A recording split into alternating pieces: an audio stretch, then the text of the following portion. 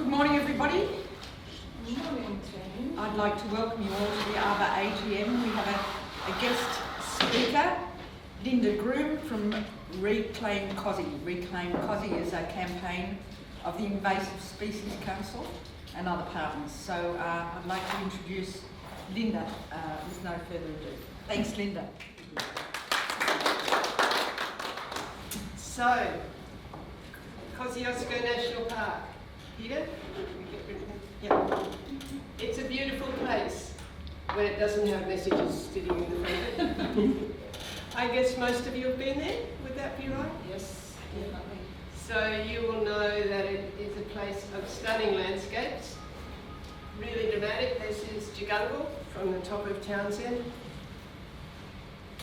Fantastic vegetation, and what photographer could resist a mist-dampened snow gum? And down in the lower parts of the park, perhaps you haven't been to these other beautiful places, a different kind of beauty. And all of it naturally influenced by the alpine climate. Alpine climate, there we go. Right through the middle of winter, into spring, and I guess if you're bush regenerators, you'll be particularly interested in the flora. This is one of the first flowers to come out, the anemone buttercup. It likes snowmelt, and that's why it's photographed there. As summer moves on, all those daisies, beautiful, all sorts of colours, and more daisies than you can poke a stick at. Just as a diversion, it's no coincidence that this has an insect on it. Most of the alpine flowers are not pollinated by bees, but by other insects. And this slide, for me, sums up the beauty of Kosciuszko. All those lovely old twisted snow gums. It's beautiful soft grass. If you've camped on it, it's quite a privilege. Daisies. And the scrub in the background, which is a home for lots of little critters. But there's trouble in paradise. This is taken down near the southern border of Kosciuszko at Cornback Flat. There's a high number of feral horses. You can see how much it's been grazed and trampled. It's quite extensive. On the Karango Plain, lots of that. And the issue is getting worse. So this is a photo I took 4 years ago on Coolman Plain near Bill Jones' hut, and you can see some horse presence there, those round footprints that indicate a horse, but not too bad. Lots of scrub, nice waterweed up in the corner, not too bad. 4 years later, this is exactly the same spot. So all this soil has been lost. That prickly scrub, which defies many bushwalkers, has been trampled, and that waterweed has completely disappeared. Another aspect of the horse problem in Kosciuszko is the fact that they're listed as threats to 34 endangered species. So, how did the New South Wales government respond to this situation? In June last year, they passed the Kosciuszko Wild Horse Heritage Act. It was introduced to Parliament by this person. And it had a clause that was particularly worrying. Any plan adopted under the Kosciuszko Wild Horse Heritage Act prevails over any other national park management plan. So you probably know about the great work that's being done at Taronga Zoo, where they're doing captive breeding of corroboree frogs. So imagine a plan then to introduce them into Kosciuszko, but if there are horses in the area and then there's any conflict, then the horses win. That's what this means. Or if you're a neighbour of the national park and you're worried about fire coming out of the park onto your territory, and the park has a plan to do some hazard reduction burning, and in that area there are horses, and they can't find an accommodation that will protect the horses, then this clause would allow horse promoting groups to bring legal action against the government. So, I got kind of grumpy I wondered what to do. I'm not a political person, I'm more of a bushwalker. I decided to run a protest walk and a petition. So this talk is going to be about that protest walk and petition. Then I'm going to go quickly into the arguments for and against, the various things you can do with the horses. And then, because you're bush regenerators, I'm going to talk a little bit about the plants in Kosciuszko and how they have an engineering function, which the horses threaten. So firstly, the walk. To be a big stunt, it needed to be a long walk. Sydney to Kosciuszko, 560 kilometres, 36 days. And just in case you're thinking of running a protest walk of that dimension itself, I'm going to take you through the planning process. We did a lot of it on foot as reconnaissance. Some of it I could do on street view, but most of it we actually drove ourselves. Looking for quiet roads because I was worried about trucks whizzing past and safety. And of course we had to check out the facilities. Every hour and a half between Sydney and Kosciuszko we needed one of these. So I just took notes on all of them. You didn't come here expecting to see photos of public toilets, but that's what you're seeing. This was my favourite pair in Bungonia, so that's the gents. And my notes for that one say, solid, clean. This was the ladies. My notes for that one simply say, clean. We had to look at campsites. We used the National Park campsites. We looked at country pubs. The Loaded Dog at Tarrago is a great place to stay. Some property owners let us stay on their properties, so we checked out all that. So that was the route reconnaissance. That was the fun bit. Then I had to do the paperwork. So if you ever want to run a protest, notice of intention to hold a public assembly is the first bit you have to do for the police. Then they wanted a route map at this level of detail for the entire trip. Then I had to do a traffic management plan. I'm sure that you can do a certificate for in how to do a traffic management plan. I had no idea, but it was 25 pages long. I filled it out, it seemed okay. One of the things they wanted to know was the font size and colour of that kind of sign, which might seem a bit anally retentive, but a little handwritten A4 sheet is not going to cut the mustard. So I could see the logic behind all this. And finally, we got permission from the police. I got a certificate. And then 2 days before the walk was due to start, I got a phone call from John Holland Constructions Proprietary Limited. So they are the company that is contracted to the New South Wales government to maintain the rail corridors in New South Wales. And I had planned to walk on rail corridor from Queanbeyan to Cooma. Keep away, the police were happy with that. We keep away from the traffic. And look, it's really nice walking. I mean, it's really pleasant. There are lots of tracks. No trains, it's abandoned. So I checked the regulations, good old regulation 68J.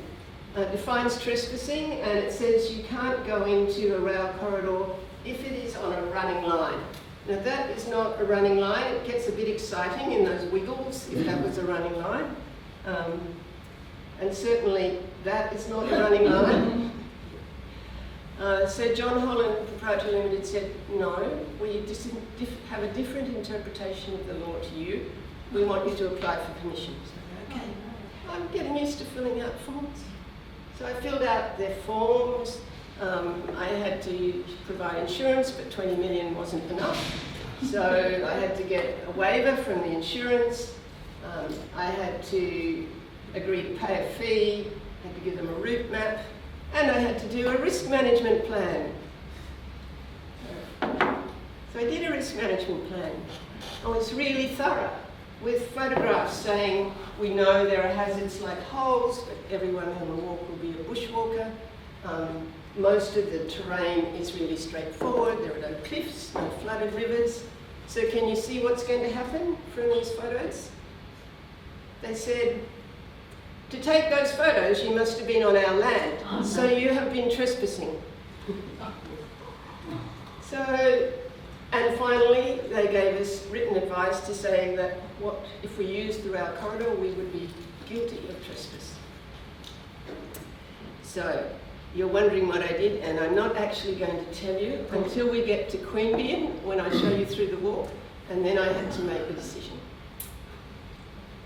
So the walk started in November last year, Macquarie Street, 100 people. By the time we got to Western Sydney, walking into the afternoon sun the next day, we got down to about 20 people. The weather changed during the walk. We had all sorts of weather. And I'll introduce you here to 4 of the 5 full distance walkers. There were 5 people who went the full way. Alan and Marg here, Tom and Donna. Tom was a retired army major from Queensland. He came to do the walk with the view that it was a national park. It belonged to all Australians, including Queenslanders. He did have a slightly funny idea of what constituted a raincoat. And so I can say this because I'm an ex-Queenslander. So we used these photos for publicity, but I didn't ever use it when he was in his Ku Klux Klan outfit. We came to dislike safety rails. They kind of force you off the road. What we really liked in the Southern Highlands, all the mown grass verges. And of course it was a publicity stunt, so we did all the right things. We shook hands with locals. We were asking people when we had a chance to sign a petition. This was a shed builder on a lonely road outside Bungonia. He wasn't hard to convince. He simply said, "Oh, just shoot them all up." While we were trying to do all the arguments. We did politically correct things. If we met any horses, we were very nice to them because we actually do like horses in paddocks, just not in national parks. We picked up litter. We carried signs, even if we got them upside down occasionally. The thought was there, so everyone knew what we were doing. And we distributed leaflets into every letterbox that we passed from Sydney to Kosciuszko. Major Tom took charge. He needed a project, and he gave us instructions on how to put a leaflet in a letterbox. Believe me, there are fine details about how to do this. This is Major Tom in letterboxes heaven. So by the time we got past Tarago heading towards Bungendore, we stayed a night at Merrigan Homestead with a very supportive host who was also a member of the National Party, so it shows you that the issue doesn't divide neatly across party lines. Then as we were coming into Queanbeyan, we were feeling a little bit nervous. So we had heard from the police that there was going to be a counter-protest in Queanbeyan. We weren't quite sure how that was going to play. We were going to do a bit of a protest outside Mr. Barilaro's office. Weren't quite sure what to do, maybe wave signs, sing a song, you know, usual protest stuff. So when we got to Queanbeyan, these were the other protesters on the other side. About 17, I think we counted. There were 20 of us walking in, and these people came to meet us. So we thought we won on the numbers game there, about 150 people, and of course we had the frog, the endangered corroboree frog. So this was the point at which I had to decide whether to walk on the road or whether to from Queanbeyan to Cooma or on the railway line. I didn't actually tell the walkers that John Holland had said we would be trespassing because I didn't want to stress them. I wanted to carry all the responsibility myself if we had a problem. And then we just walked on the railway. Here we go.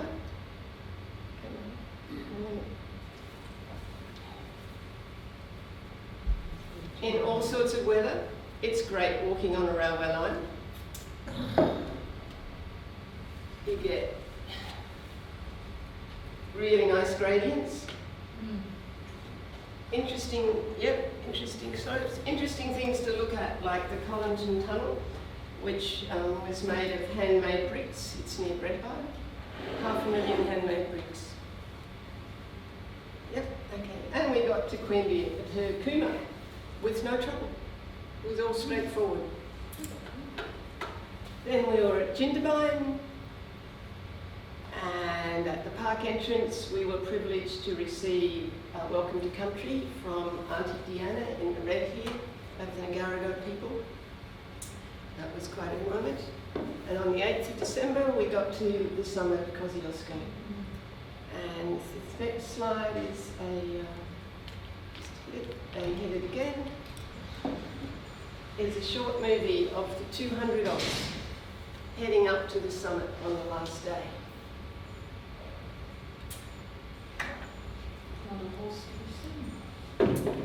No. So that's taken with a drone with National Parks and Wildlife Service permission. There was still snow around in December.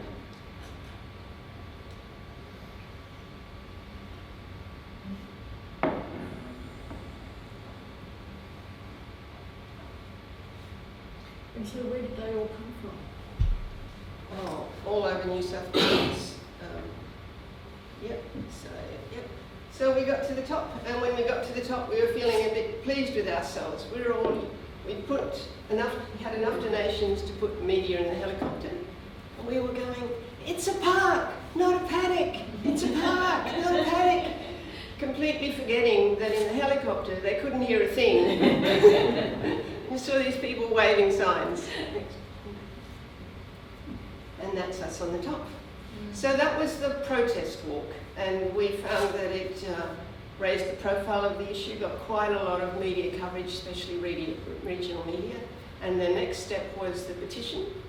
If you're doing a petition in New South Wales to force a debate in Parliament, it has to be on paper. And you have to have a minimum of 10,000 signatures. So we picked up signatures all sorts of places in Kosciuszko National Park, also in as far as northern New South Wales to Ballina, and our best day was at Coogee Beach, 327 in the morning. The petition was presented at Parliament House. We had some talks last August, and there was a rally, and then we packed the public gallery during the debate. So one of the politicians present said that it was the liveliest petition debate they have ever attended. So we didn't expect much result, but more publicity from that. So that's the protest walk and the petition. So I'm now going to take you through the nitty-gritty bit, which is the arguments, and then we'll follow that with the engineering of the plans. So these are some of the arguments for and against the horse issue. So the Brumby advocates go through these arguments. They say that the horses are part of our culture and history, so it should be protected, basing that on the man from Snowy River and the alpine cattle industry. They talk about the genes of World War I horses. They say the damage is not caused by horses, but by pigs and deer. And finally, they'll say, okay, maybe horses cause some damage, but there must be some other alternative. So if you know the man from Snowy River, the horse that he rides is a touch of Timor pony, 3 parts thoroughbred at least. So that is a stock horse. It's not, he's not riding a Brumby, he's chasing Brumbies. And Patterson, again, as a journalist rather than a poet, wasn't fond of the Kosciuszko horses or the wild horses. Not much use, buck-like beams, straight-shouldered, badly ribbed up. So really, it's a perception of the poem. It's not the poem itself that people are talking about. This will be easier for you if we just turn this way. Okay. So yes, a link to the early cattle industry. These are stock horses. They may have some slight genetic relationship to some Brumbies. But the early cattle industry, the guys there didn't have a very sentimental view of horses. So they were called great pests back as far as 1843. The Sydney Morning Herald talks about hundreds of them being shot as a pest. One cattleman talked about they're useful for dog. The other argument is World War I argument, saying that because the horses, there's a claim that the horses are genetically connected to the horses that were used in World War I. So, as you probably know, there were none of the horses used by the Australian military forces in World War I were returned back to Australia, except one who was the General's horse. So they was not sent home for quarantine reasons, so they couldn't really sire at other horses here. The inquiry in 2015-16 said that the horses in Kosciuszko are not genetically any different to other horses in Australia. So it's a perception, it's not really backed up by facts. So let's move on to argument number 3, that the damage is all caused by pigs and deer. So, firstly, I point out the circular hoof prints. It's very easy to tell horse hoof prints from pigs and deer, which are cloven hoofs like this. And these hoof prints that you see in all these damaged spots are completely round. There are lots of images of horses in the damaged areas, trampling and wallowing. And this one, actually, it's not very good resolution, but if you click enter, it shows a horse in Kosciuszko. And probably to get rid of parasites, this wallowing behaviour. And the scientists also think, when they reply to this, it's not the horse's argument. The scientists say that it is the horses. They're not denying that pigs and deer do damage, they do. But in lots of the areas, it's the horses having a significant effect. Clear threat, that's from the Kosciuszko conference. And even the New South Wales government declared horses as a key threatening process. So it is the horses. And you can see it yourself with lots of horse poo. So this is where we just hit lots and lots of, This is one trip on near the Cascades Trail in a few kilometres. So continuing with the arguments, we're now down to argument number 4. Okay, the horses can't cause damage. This is probably the pointy end of this debate. People would like there to be an alternative to shooting. So let's look at the various kinds of methods by which horse numbers can be brought down. So one of them is Brumby running, trapping and rehoming, relocation, fertility control and shooting. Brumby running was outlawed by the government some decades ago because of humaneness concerns.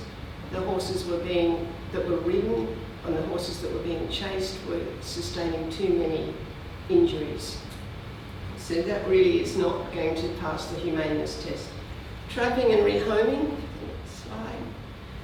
I don't think you can absorb all of this graph, but this is the number rehomed in a period of 10 years, and I'm just highlighting the highest number ever rehomed in 1 year from Kosciuszko National Park was 199 horses.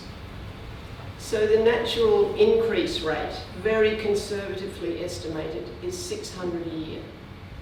So rehoming at 200 a year, even if it's ramped up, is not going to be anything more than a tiny drop in the bucket and won't actually reduce overall numbers. So we're ruling out Brumby running, trapping and rehoming, relocation to less sensitive areas. In my view, if you just go back, in my view, relocation to less sensitive areas, a national park is a national park because it's a sensitive area. And so relocation within the park doesn't make sense. It also is not an argument that will appeal, in my view, to any government that is worried about cost and that is worried about small government.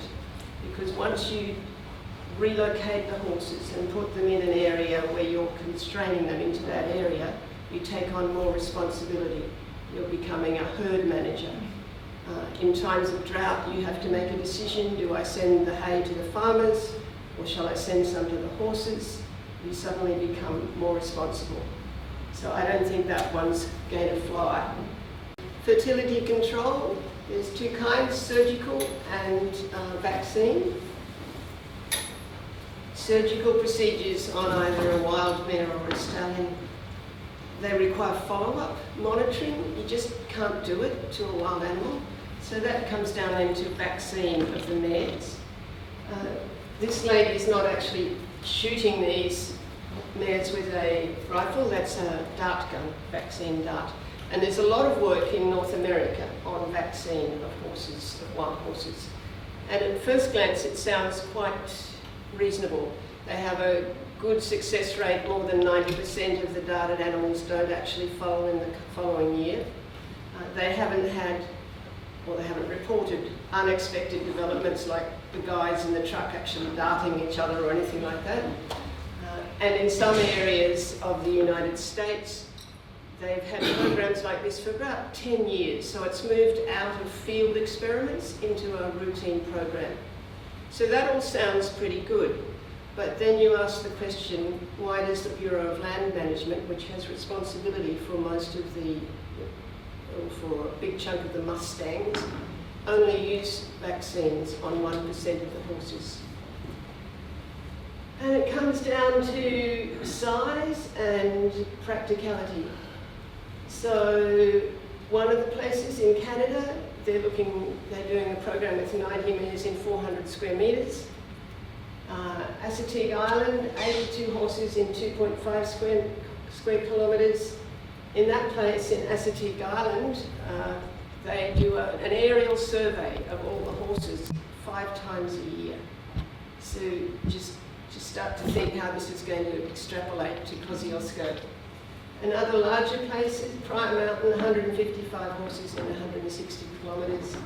And compare that with Kosciuszko, well over 6,000 in 3,300 square kilometres. It's just not going to scale up. It sounds nice. You have to dart the mares once preparatory, then a few months later every year. You have to know which horses you're dealing with, because there's no point saying, we darted 300 mares, when what you did was dart the same 100 mares 3 times each. You have to have a record of all the horses. It's not going to work in those kind of numbers. So, keep going. We've ruled out that one. If you rule out all of those, you come to ground and aerial shooting. So it's not a happy solution, but it's now has, since 2011, standard operating procedures to ensure humaneness. Pigs, deer and goats are aerially culled in New South Wales without people causing humaneness concerns. The Independent Technical Reference Group advising in 2016, lowest impact, animal welfare impact, and RSPCA also say that aerial culling can be effective. Now you'll notice there's a few conditions here. One says best practice scenario and right circumstances, right staff. And we completely support those conditions. It has to be done humanely, if it's going to be done at all, but it can be done humanely. So, we've done the protest walk and the petition, the arguments, and now I'm going to finish off talking about the engineering role of the Kosciuszko flora. You will know that Kosciuszko is a really important water catchment. It's the source, the alpine area is the source for about 30% of the water in the Murray-Darling. This is a photo of the Murray River in happier times in 2015. And the plants play a big role in this. One of the first things they actually do is increase the water yield. So you might have heard of fog harps. Have you heard of fog harps? It's a way, in some countries, they collect water by putting up a mist net. And the scientists tell us that the trees in Kosciuszko have a similar effect. Yep, going. So about 30% greater under the trees precipitation than on bare ground. And although horses generally don't damage trees much, the next slide shows this kind of vegetation which they do damage. So if that is mown down the way a horse does, it collects less water. That's the source from Alec Costin. So you can see in this kind of area that that won't happen. So they increase water yield. They also slow the flow, the plants. So here's a technical slide introducing the term of baffles. I just grabbed this one off the web. It shows the process where hydrologists who are restoring a stream have actually put in artificial baffles to slow the flow down. So in Kosciuszko we don't have to do that. We have plants which are natural baffles. See, the water will come down here but go around, come down here. Even quite soft-leaved plants can act as baffles. It benefits everybody. You can see the silt coming out of the water here because of the slowing of the flow, which the plants like to have that. The other thing that the plants do is they protect the banks in curves like that. That's in the Jagunga Wilderness area, which has not very many horses at the moment. But in other parts, down at the Karango Swamp, where there's a high horse population, the vegetation doesn't protect the banks anymore. You can see stream bank collapse coming in here, trampling stuff, all of that. So the plants do that. Plants in Kosciuszko also smooth out the peaks and troughs of the water flow.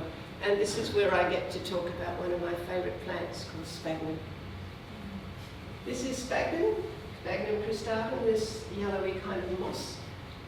At these latitudes, it needs 30% shade, so that's the function of these other plants growing through. It even grows on slopes.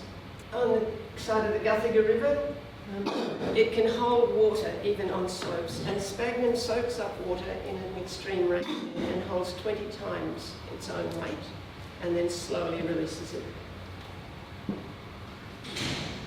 Even little patches of sphagnum all over the mountains do their job, and you can see how vulnerable that would be to trampling. So, sphagnum does lots of really good things.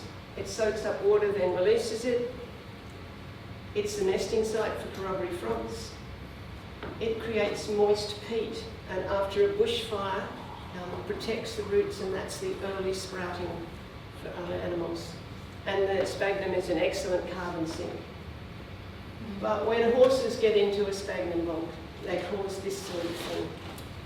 And you might have heard, if you know your British history, of the project called the draining of the fens some centuries ago, when aristocrats cut channels through the fens to drain them. And a horse track can do that.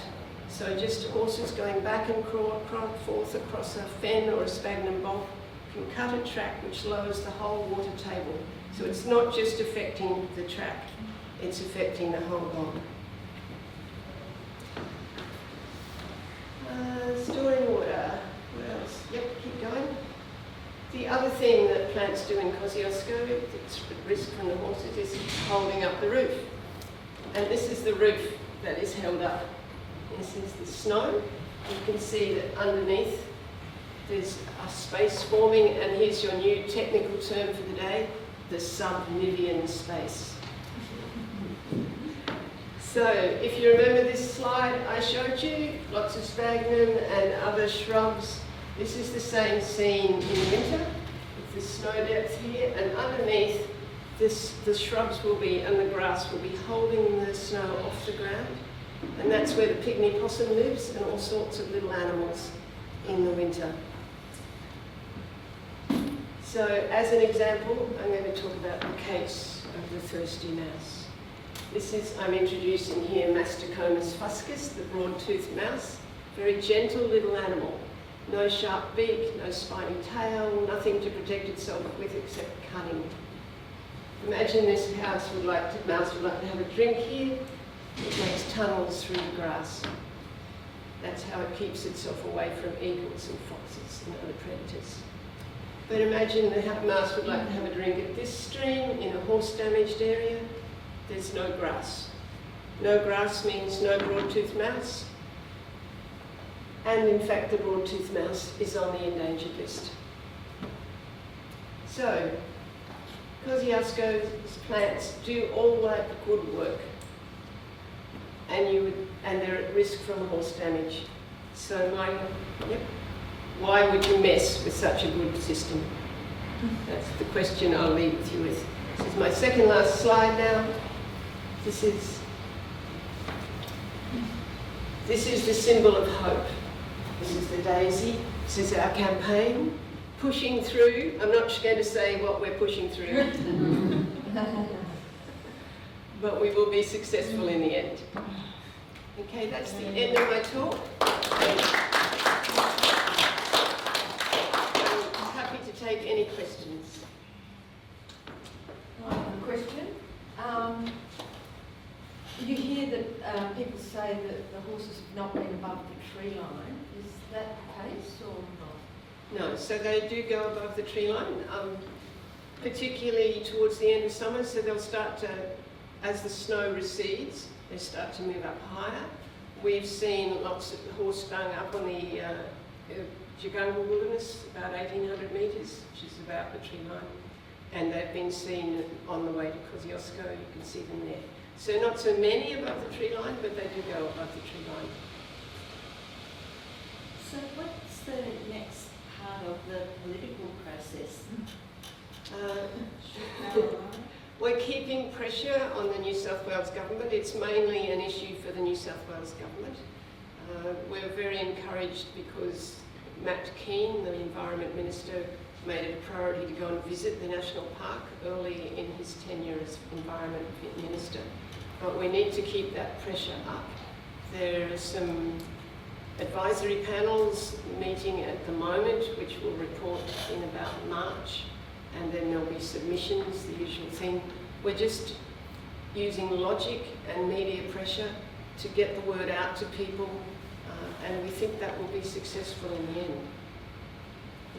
And so just to clarify, how did it ever become a bill? What was that process like? We thought it was a good idea.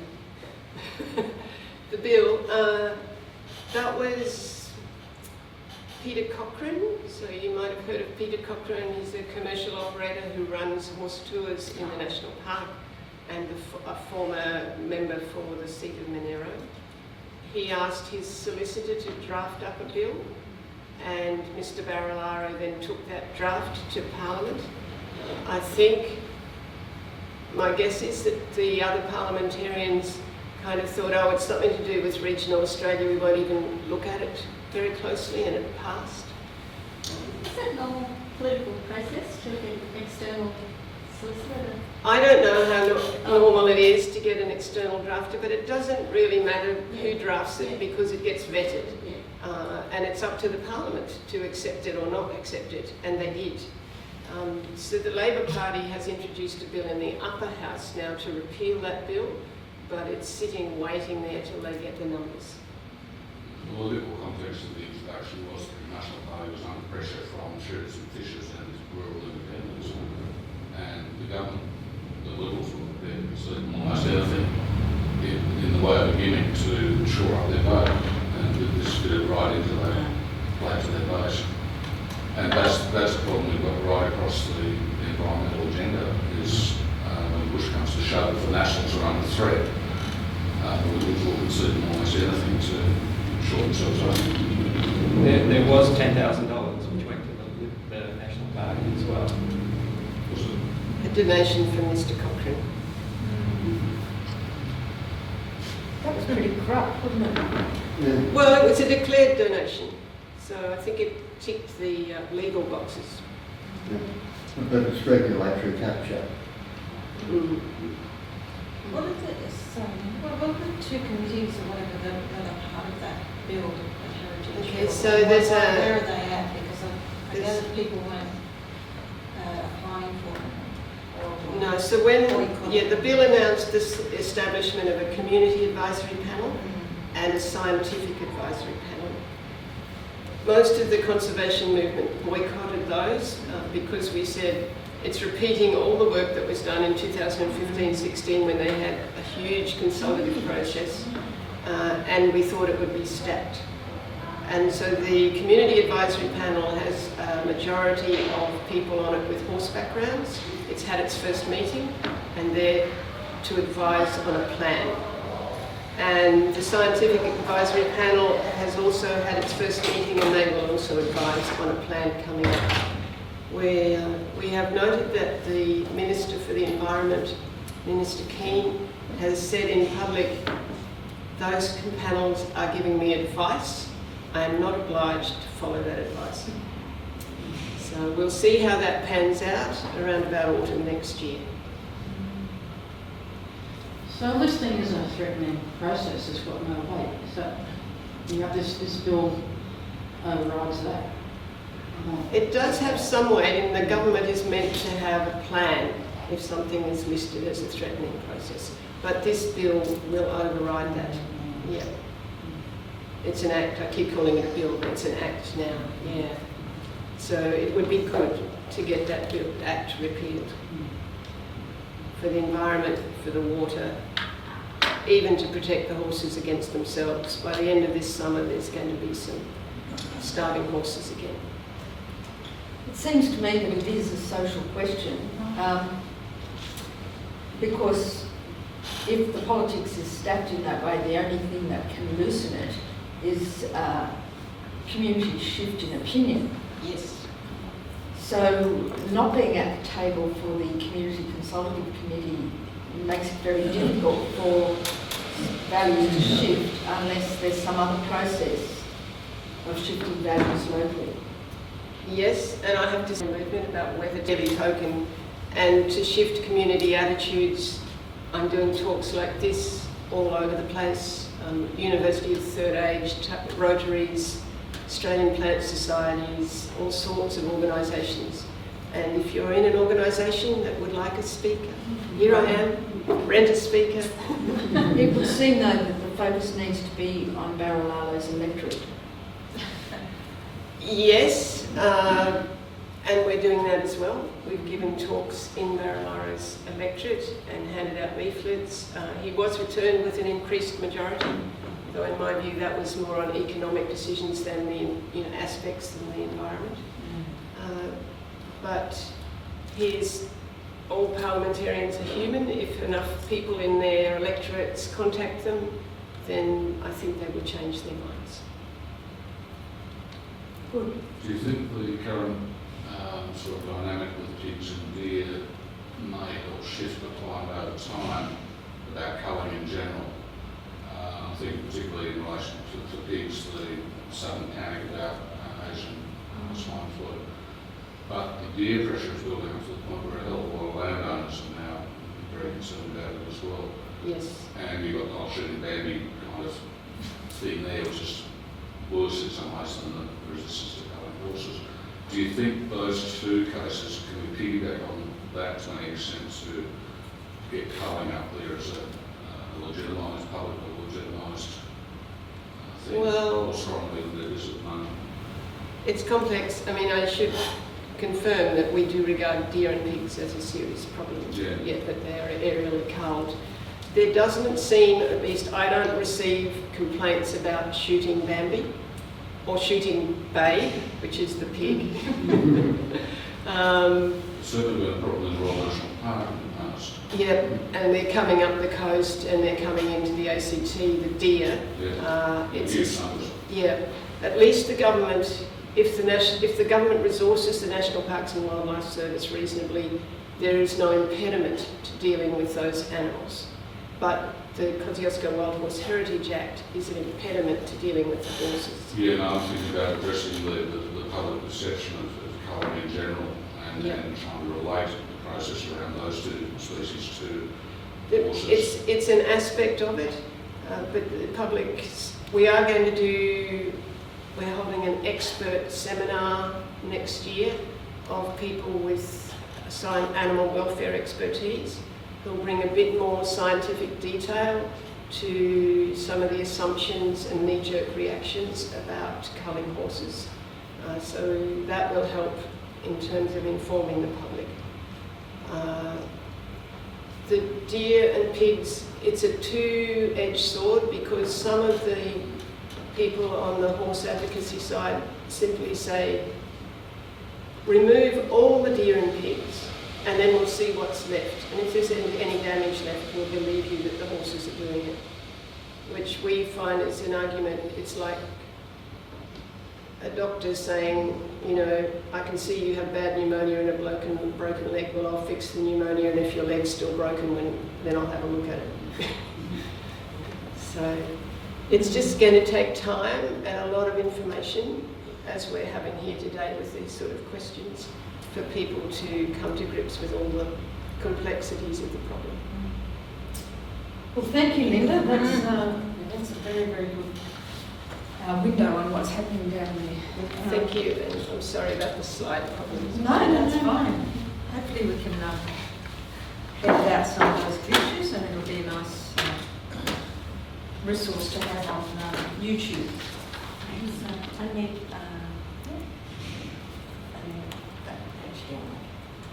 So, yeah.